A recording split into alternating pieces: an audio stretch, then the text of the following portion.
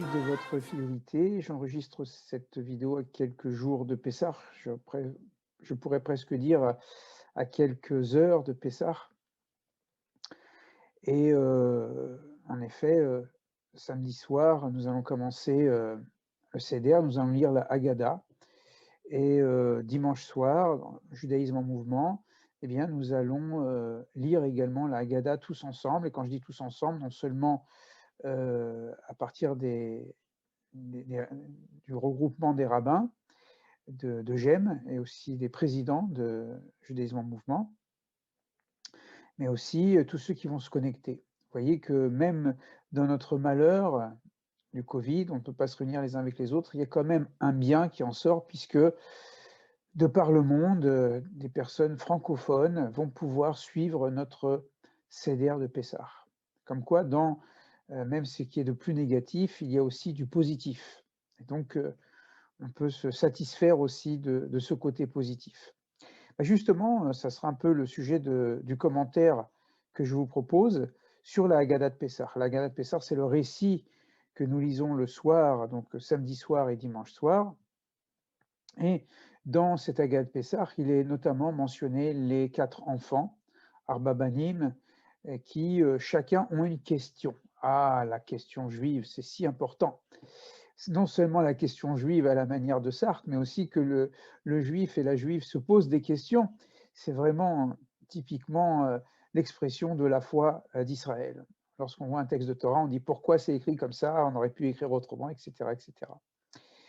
Parmi ces enfants, il y en a un qui s'appelle le Chacham, le sage, et on l'oppose à un autre qui est le Racha. Le Racha, c'est celui qu'on traduit par méchant, mais ce n'est pas tant celui qui commet des fautes religieuses que celui qui se désolidarise de cette histoire.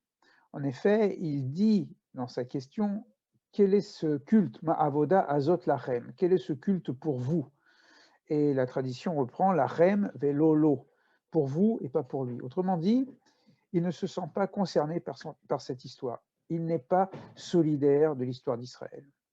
On pourrait élargir, bien sûr, au niveau humaniste en disant celui qui n'est pas solidaire des souffrances de l'humanité, qui n'est pas heureux des délivrances morales, économiques, spirituelles que les hommes peuvent connaître et qui n'agit en fait que pour son propre intérêt à travers son propre égoïsme. Donc le méchant, c'est celui qui veut satisfaire finalement son propre individualisme, mais qui ne se sent pas concerné par toutes ces règles religieuses et tout ce rituel, qui a pour finalité d'unifier, dans notre cas, le peuple d'Israël, non seulement dans l'espace, mais aussi dans le temps. Ça veut dire quand on dit que le peuple d'Israël est un, eh bien non seulement dans toutes les communautés du monde, samedi soir, nous allons célébrer Pessah, mais on pourrait dire que nous nous relions à tous ceux qui nous ont précédés, tous les Seder, Sédarim, jusqu'au premier Seder de Pessah qui a été réalisé selon la Torah dans le chapitre 12, au moment de la sortie d'Égypte ou juste avant la dernière plaie d'Égypte. Et peut-être on peut dire aussi qu'on est solidaire des générations futures, puisque on parle et on transmet aux enfants. Donc vous voyez, l'unité, c'est pas seulement l'unité dans l'espace, c'est l'unité dans le temps. Et la tradition nous dit qu'à ce type de question, on doit répondre en lui cassant les dents, Ake et Shenav, en disant si tu avais été en Égypte, tu n'aurais pas été sauvé. Ça veut dire c'est par la solidarité que nous avons été libérés. Et si tu avais été en Égypte et tu as refusé cette solidarité en disant non, je ne veux pas sortir d'Égypte, ben, tu serais resté en Égypte, tu serais devenu un Égyptien, tu n'aurais pas été là, et puis voilà, tu aurais continué ton histoire à travers une autre identité qui n'est pas l'identité d'Israël. Le texte dit Ake et Shenav, et c'est toujours une expression un peu difficile, mais qu'on trouve dans les psaumes, dans les livres de la Bible. C'est une expression pour dire que la personne ne peut plus parler parce que justement, si elle n'a plus de dents ou si elle ne peut plus manger, elle ne peut plus en quelque sorte mâcher son argumentaire et donc elle est un peu limitée. C'est comme si on voulait diminuer cette puissance négative, cette puissance de la désolidarisation. Mais il y a un commentaire chassidique que je voudrais vous apporter. Et là, je vais prendre le tableau noir, qui est en fait un tableau blanc. Et la manière suivante. D'abord, qu'est-ce que ça veut dire Ake et Shenav? Ça veut dire casse ses dents, mais ça veut dire aussi casse la lettre Shin. Shin, qui s'écrit comme ceci. Je vais utiliser une autre couleur et une épaisseur supérieure. Voilà.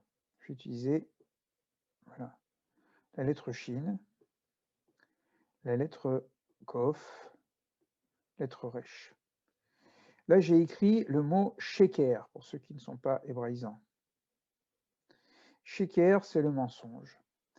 Et dans ce commentaire chassidique, l'auteur fait remarquer que les lettres du mot sheker sont des lettres qui ont une base fragile, sauf la lettre shin. En fait, le resh est sur un pied, le kouf est sur un pied, et le shin a une base solide. Alors que les lettres du mot emet, qui veut dire vérité, hein, voilà, sont toutes sur une base solide, deux pieds, une base et un pied, deux pieds renforcés. Si j'ai écrit emet, vérité. Alors, ça c'est un enseignement qu'on trouve déjà dans la Gemara, dans le Talmud, mais voilà le commentaire chassidique que je vous propose. Eh bien, c'est que sheker, le mensonge, est formé de deux lettres instables et d'une lettre stable. Et la tradition dit, même le mensonge a besoin de la vérité pour exister. C'est un principe qu'on trouve dans la Kabbale, que même le mal a besoin du bien pour exister. C'est-à-dire, dans le langage kabbaliste, que les forces des ténèbres ont besoin de s'alimenter de la lumière. Et plus la lumière grandit, et plus cette lumière peut alimenter les forces du mal. Et c'est pourquoi plus il y a de lumière, plus il y a d'obscurité, mais aussi plus il y a d'obscurité, et ça signifie que plus il y a de lumière, comme un langage d'optimisme. Et donc, dans le mensonge, la part de vérité qui lui donne sens, donc la lumière qui permet au sheker d'exister, c'est la lettre shin. Alors le texte dit Ake et Shenav, ça veut dire casse la part de vérité qui alimente son mensonge pour qu'il n'ait plus d'argumentaire.